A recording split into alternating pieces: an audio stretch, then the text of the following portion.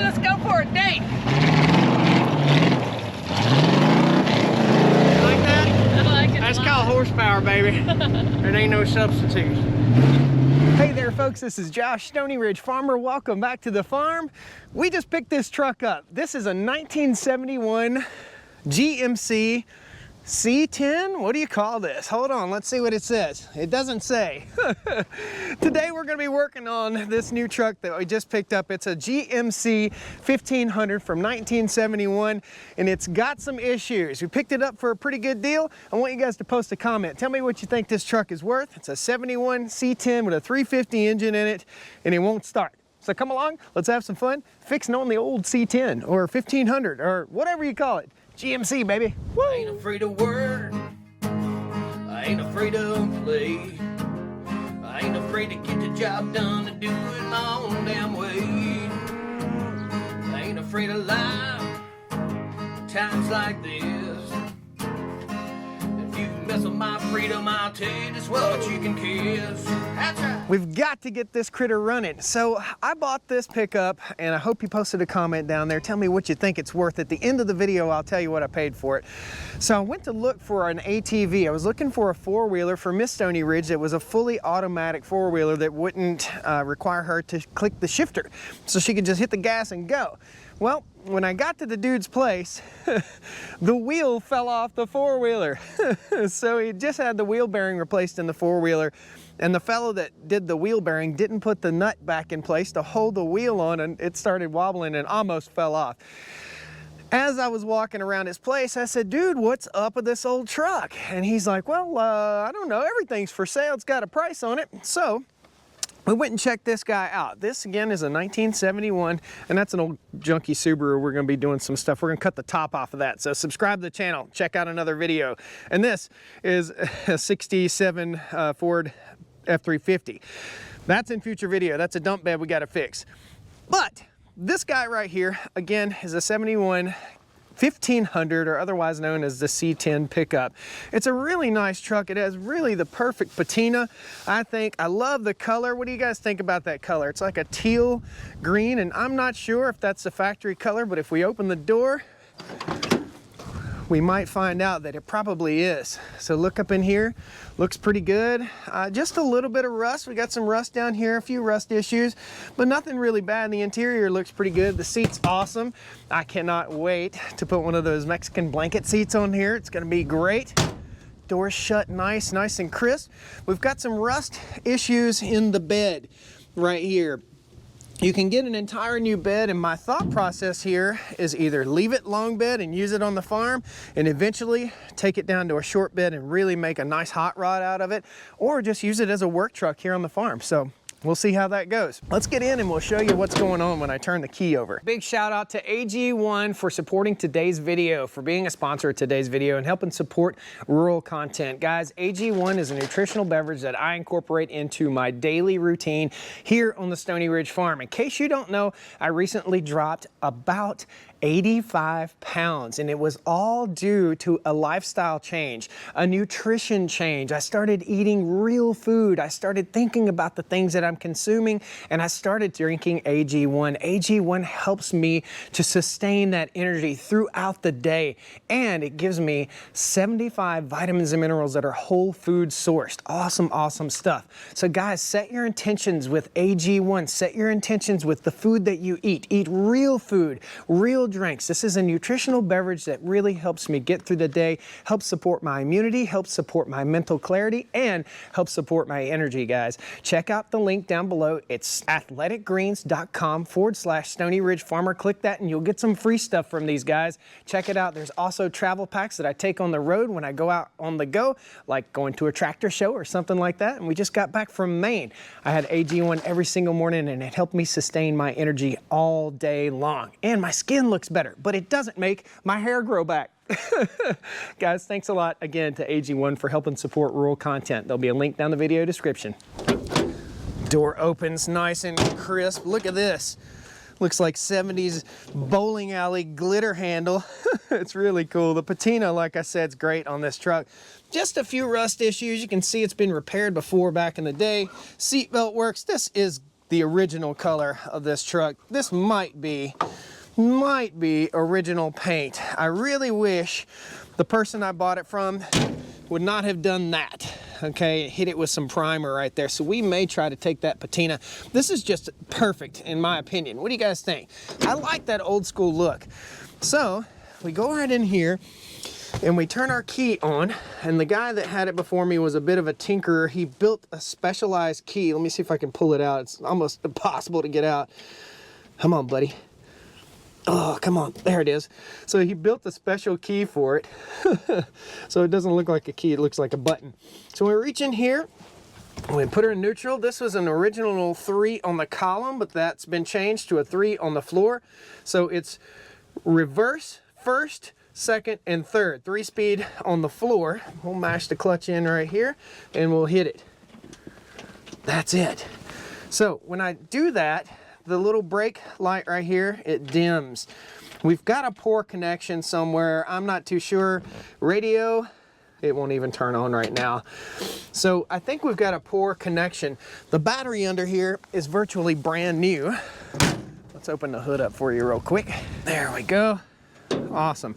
So that's the 350. Got a little bit of an oil leak. Not so bad. That's a long life truck preservative.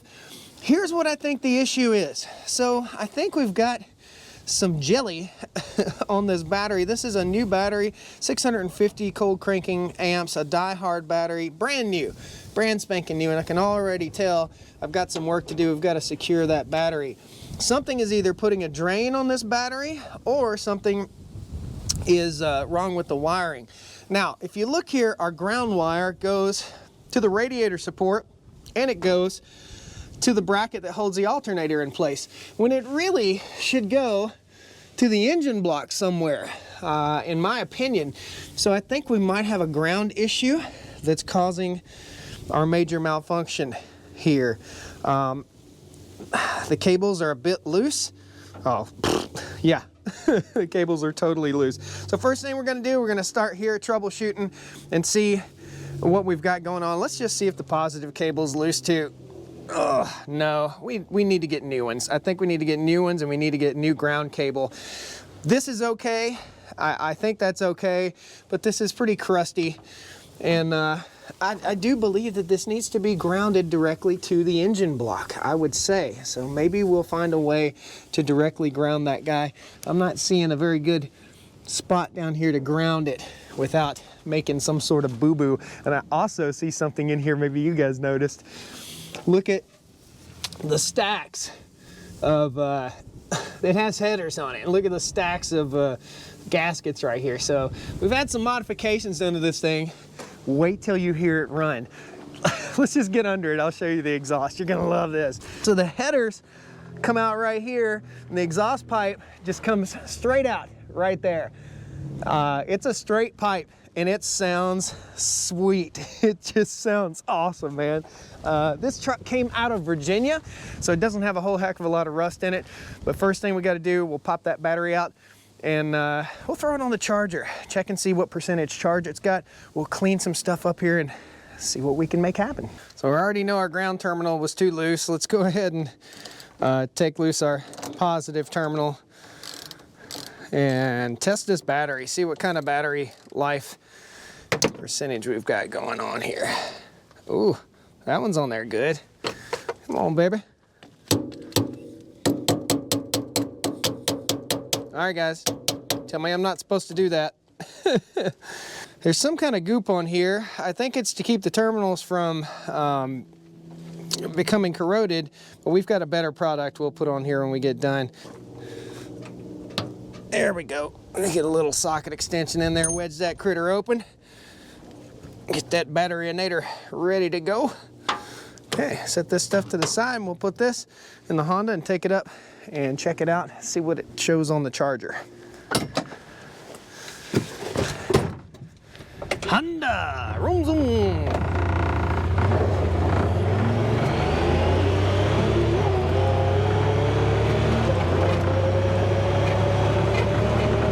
Now one might be scratching their head if they follow the channel. Why aren't you working in your new shop building? You're getting ready to find out. Got a concrete pour going down. These guys are gonna be pouring concrete today.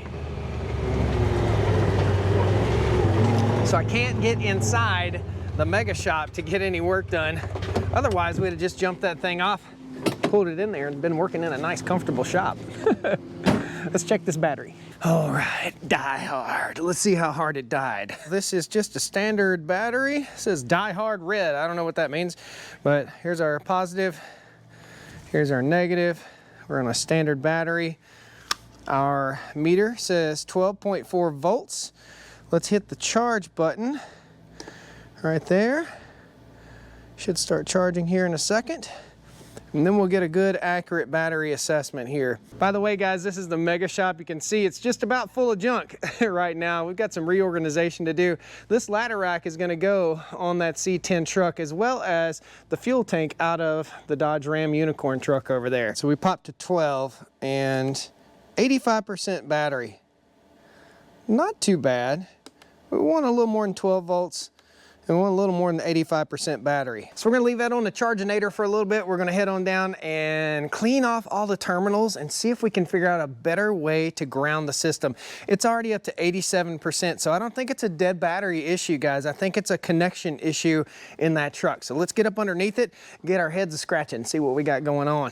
And then we gotta hear that thing run. She rumbles, man.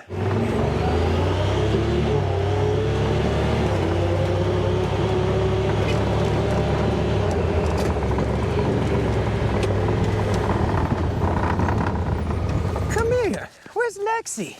Come here, Lexi. What you doing, girl? Hey, guys. What you doing? Go pee-pee. Go pee-pee. Go poop.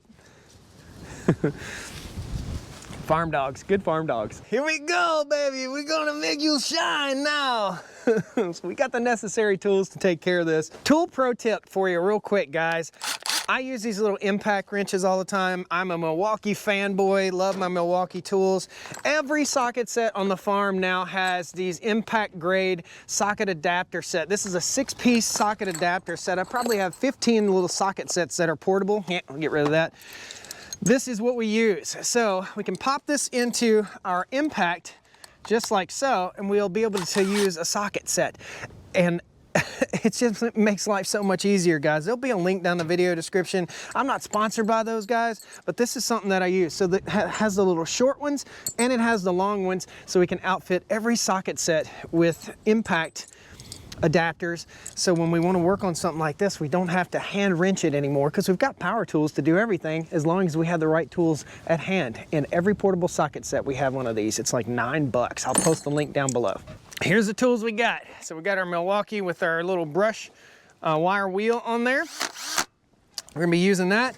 We're gonna clean this up really good. We're also gonna clean, we got this battery terminal cleaner kit, so we're gonna clean the battery terminals, and we'll pop this guy off, just like so, and we'll make sure where our batteries connect up, everything is all good to go. I don't know, man, I think that nasty stuff they put on there, I just think we have a bad connection. A bad ground is what my real suspect issue is. Because if you put a jump box on, it goes right away. It just fires right up.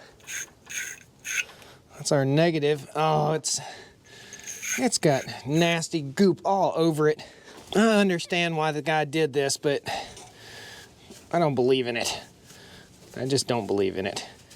And the fact that this thing has 2 ground wires, one going to each place, really tells me there's been a ground issue in the past. Positive, it looks pretty good. Failed to turn the camera on, but let me show you what I did. We're gonna doll this up just a little more. So I took this apart, and this nut and bolt is pretty rusty and crusty. This guy, the washer was upside down. So I took my wire wheel, and polished up this guy a little bit. When I took this loose, this was actually welded to that metal. This tells me it wasn't getting very good contact to start with. Polish that critter up, flip our washer over, get it back in place. That may be the entire problem, but we're gonna troubleshoot just a little bit deeper into this. Now, that dude is on there, man. Let's address the next ground. This is another ground issue. I'm gonna take that bolt out, clean this guy up really good, and put it back in. Yeah. That is not good. It's just not a good ground source. So we're gonna clean this guy up real quick.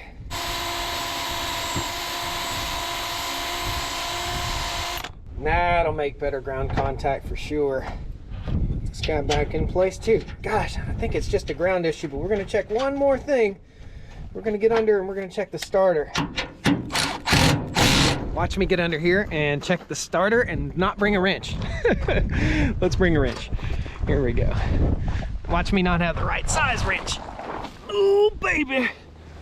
Okay, so under here, our starter's right next to our headers, or our header, and it looks like we've got a fairly new starter in place. Everything looks good. What do you guys think? Looks pretty good. We got a new bolt in the starter right here, which tells me I'm guessing the starter has been replaced recently. Man, I wish I had my shop to work in right now. Let's go back and get the battery. I got the farmer's helper here with me now. Where you been? I've been busy. Yeah. She's been in the house taking care of a few things and our little puppy. Yes. Right? Yes, Yeah. I have. And I've been taking care of the big dogs. We're gonna go up here and get this battery, guys, and see if it's charged up. Kabuta!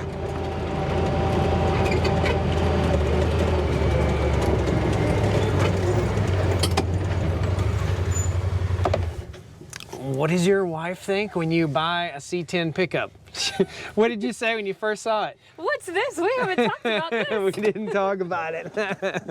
I was trying to surprise her and I ended up surprising myself. Thank you. You're welcome. My dear, let's see what we've got. Okie dokie. It's on, and sometimes it takes this thing a second to register. 12 volt, 95%. I think 95% is gonna get us where we need to be.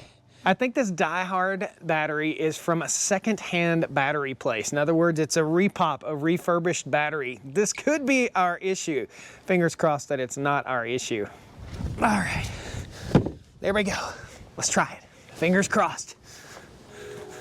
All right.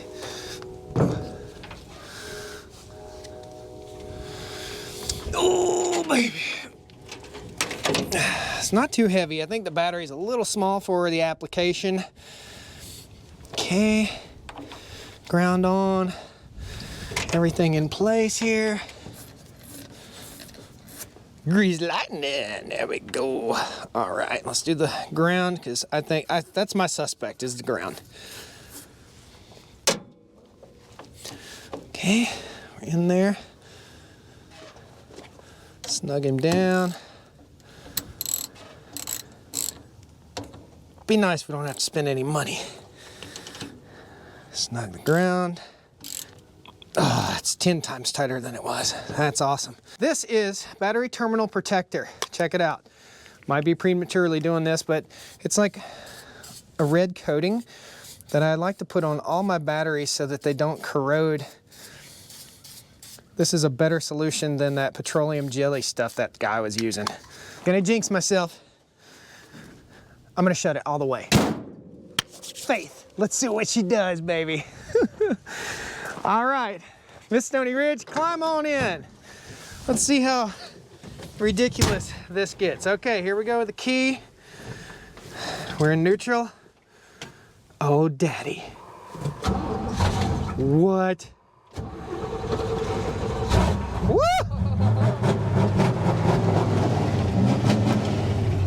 Now what do you think? Sounds good. That right there is high octane stuff, baby. All right, I'm gonna get out so people can actually hear what this thing sounds like, because it sounds awesome. I want you to tap the gas pedal like that. I want it. Okay? Okay. Don't touch anything else. Watch that gear shifter. Just move your foot right there, because Okay. I'll be chasing you down the hill. Hit it, honey. Let's hear what you sound. Tap. Yeah. Awesome. She's purring like a kitten. There's no ticks, no knocks, no rattles, no nothing. I didn't check the oil. I probably should have.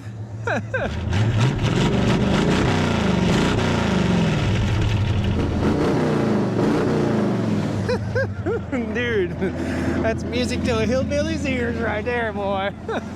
We're gonna go Dukes of Hazzard, man.